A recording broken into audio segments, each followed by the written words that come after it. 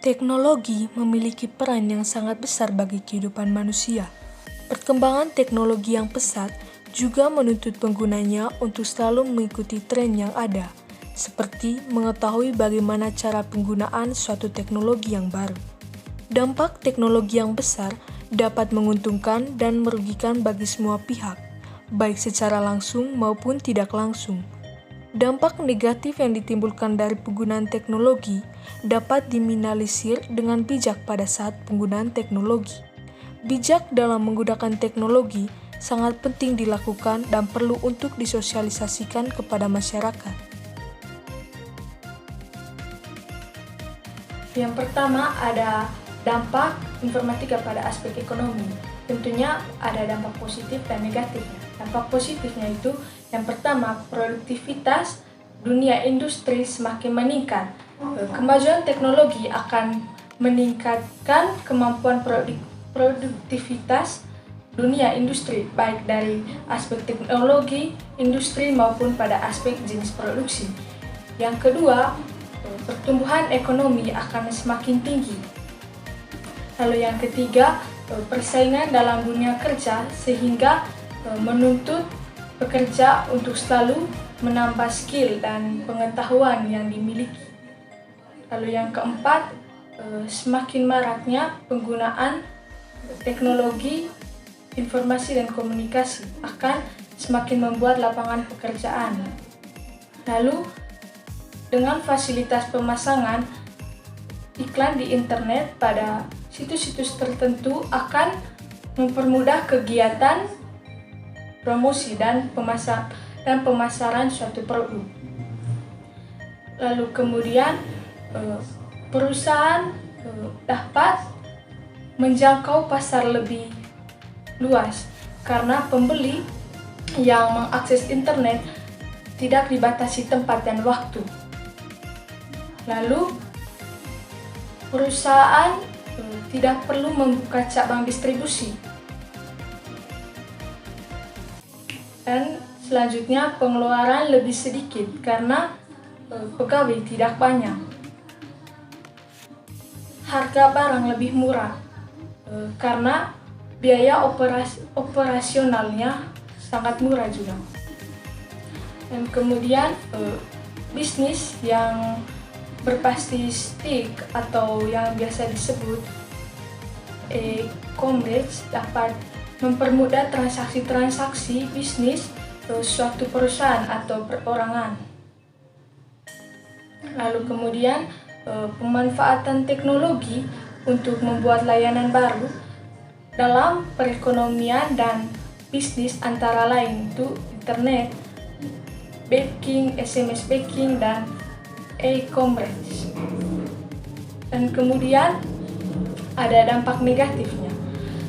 Dampak negatif informatika pada aspek ekonomi itu yang pertama terjadinya pengangguran bagi tenaga kerja yang tidak mempunyai kualifikasi yang sesuai dengan yang dibutuhkan.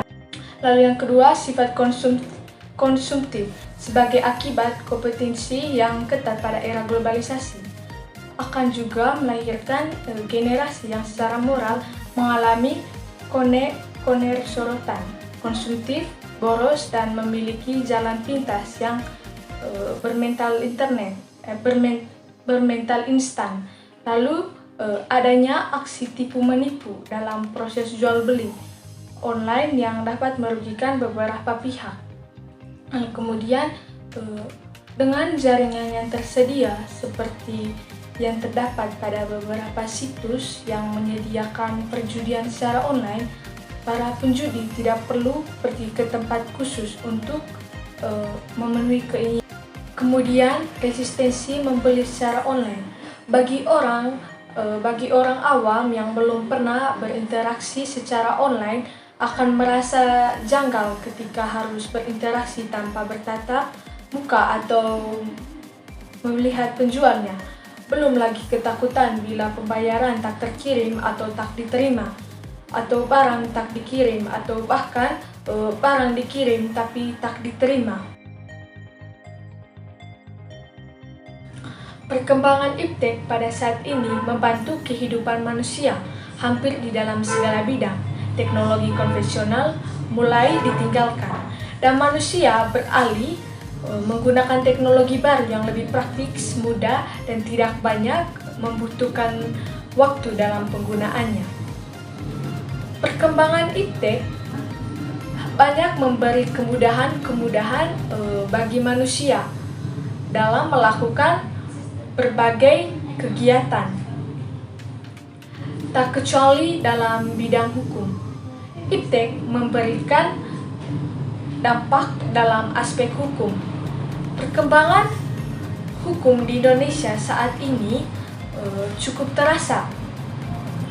Seiring pertumbuhan penduduk dan perkembangan sosial kemasyarakatan, berbagai macam penyakit masyarakat yang menuntun dan mengharuskan hukum bergerak maju sebagai pengendali sosial untuk menjadi garda terdepan dalam menciptakan masyarakat yang tertib, maju, dan sejahtera. Dalam hal ini tentunya perkembangan iptek mempengaruhi bagaimana perkembangan hukum tersebut. Perubahan zaman tentunya juga memberikan pengaruh kepada kita, baik itu pengaruh positif maupun pengaruh negatif. Selanjutnya, dampak positif dan negatif pada aspek hukum. Yang pertama ada dampak positif. Yang pertama, kegiatan komunikasi untuk keperluan politik ataupun kepentingan lainnya yang berhubungan dengan hukum menyebabkan tersampainya informasi yang cepat. Saat kita ingin melakukan kegiatan untuk berdiskusi perihal hukum, seperti untuk keperluan politik, kita dapat secara cepat menyampaikannya, sebab adanya gadget untuk membantu kita menyampaikan pesan. Tak butuh waktu lama, kita dapat saling bertukar pesan. Misalnya negara kita bekerja sama dengan negara lain mengenai politik, di mana dengan adanya teknologi tentunya dapat memudahkan kita untuk berkomunikasi. Yang kedua, perkembangan iptek. Di dalam masyarakat, iptek memberikan kemudahan untuk memperoleh informasi tentang hukum. Perkembangan iptek yang hadir di dalam masyarakat memberikan kemudahan. Salah satunya kemudahan dalam mengakses informasi. Dalam mengakses informasi, masyarakat dapat mencari di situs-situs hukum terkait apa yang mereka perlu cari, tanpa harus bertanya kepada pihak lain untuk mencari apa yang mereka cari. Misalnya, ingin mencari tentang pasal-pasal tentang HAM, tidak perlu bertanya ke Komnas HAM, cukup mencari di website, semuanya akan muncul. Yang ketiga, meningkatkan hubungan diplomatik antar negara. Tentunya, perkembangan iptek memberikan kemudahan dalam menjalin kerjasama.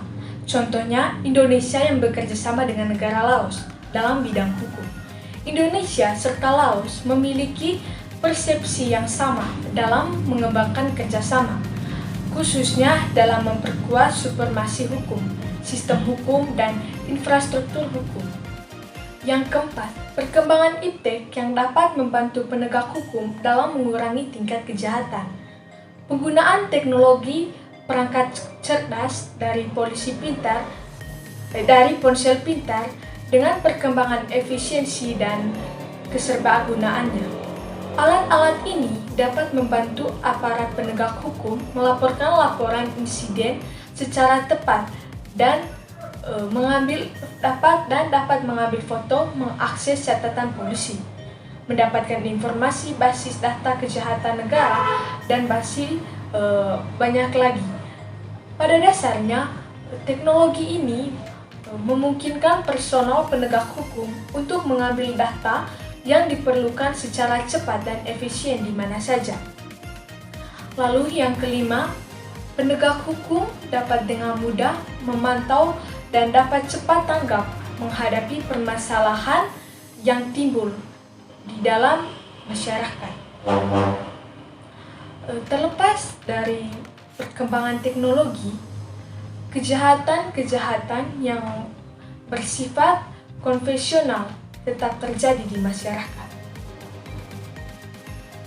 Seperti pencurian, perampokan, penyelundupan, dan penggunaan narkoba, serta pembunuhan merupakan hal yang sering kita baca atau kita dengar di berbagai media massa atau media sosial. Tentunya penegak hukum akan cepat tanggap melihat kasus yang beredar di media tersebut, sehingga permasalahan yang timbul tentunya akan segera cepat ditanggapi. Selanjutnya ada dampak negatif. Yang pertama, banyaknya kejahatan di dunia maya. Dapat kita lihat bahwa kejahatan di dunia maya memang sangat merugikan bagi kita. Di bidang hukum, dapat kita lihat ketika hacking terjadi mengambil data-data pemerintah, tentunya akan merugikan banyak pihak. Lalu, yang kedua, adanya ancaman disintegrasi bangsa dan negara yang akan menggoyahkan NKRI. Munculnya berita-berita yang tidak benar mengenai hukum di Indonesia tentunya dapat membuat disintegrasi terjadi di tengah-tengah kehidupan bermasyarakat.